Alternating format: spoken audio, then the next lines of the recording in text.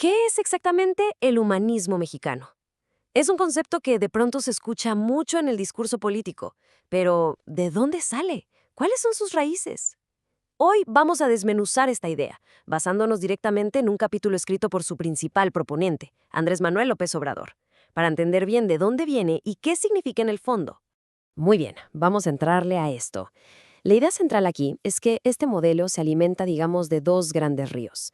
Por un lado está toda una herencia cultural, una que viene de miles de años atrás. Y por el otro lado, el legado de las grandes figuras políticas del país. Para de verdad entender el concepto, pues tenemos que explorar estas dos fuentes. Ok, empecemos por la base, por los cimientos. La fuente nos dice que esta filosofía se para sobre cuatro grandes pilares culturales, heredados del pasado más profundo de México. Esta es, digamos, la base sobre la que se construye todo lo demás. El primer pilar tiene que ver con un choque de ideas fundamental, la concepción de la tierra. Para muchas de las culturas originarias, la idea de que la tierra tuviera un dueño o un propietario privado pues era extrañísima. La tierra era de la comunidad para el uso y sustento de todos. Esto, según el texto, choca de frente con el modelo europeo, un conflicto que, llegó a su punto más crítico durante el Porfiriato, donde el despojo de tierras a las comunidades se volvió sistemático. Y ojo aquí, porque lo que estamos viendo no es la interpretación de nadie, no, son las palabras directas tal cual del mismísimo presidente Porfirio Díaz en 1902, él mismo justificando cómo se iban a pasar las tierras comunitarias a manos privadas, presentándolo como si fuera un acto de progreso económico. Y claro, esto no se quedó en un debate de ideas abstractas. Tuvo un costo humano. Y vaya qué costo. La fuente presenta esta cifra para que dimensionemos la tragedia.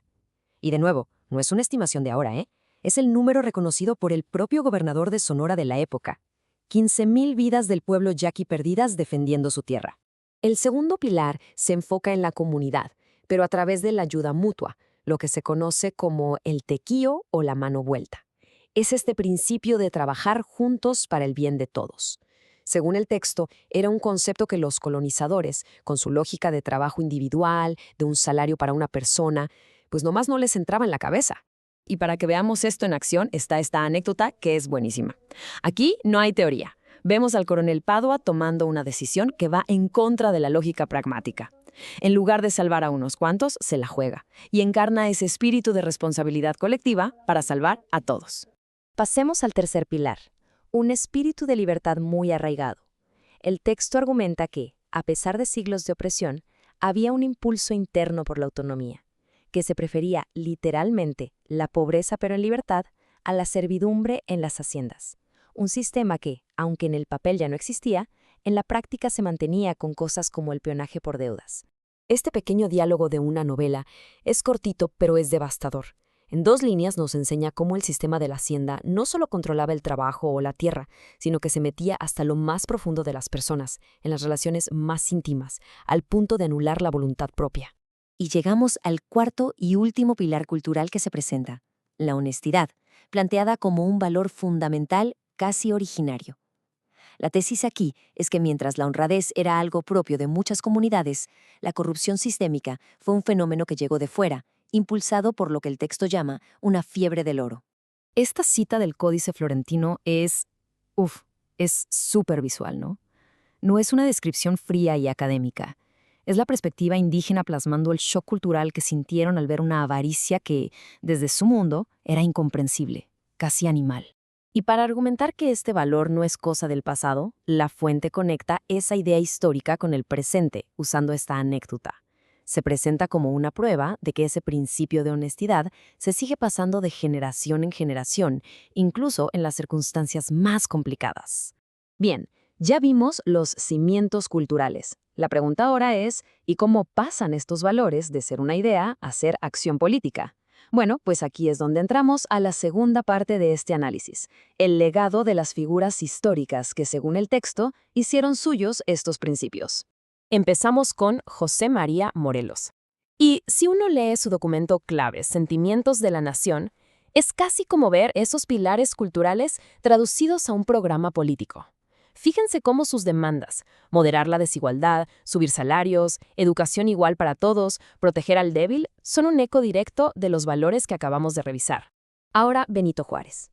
Esta frase que se le escribe al emperador Maximiliano no es solo un acto de desafío, encierra una fe total en la justicia histórica y en la soberanía del país. Es una declaración de principios frente al poder extranjero. Y esta línea del tiempo muestra esa perseverancia en acción. Juárez no solo resistió, se convirtió en esencia en una república que viajaba. El hecho de que llevara los archivos de la nación en un carruaje es un símbolo potentísimo de la resiliencia de un gobierno que se negaba a morir. Y aquí, Ricardo Flores Magón. Esta cita es la definición misma de convicción. Enfermo, en una prisión estadounidense, prefiere morir antes que traicionar sus ideales. Es una muestra de integridad absoluta, de poner los principios por encima de la propia vida. Luego tenemos a Francisco I. Madero.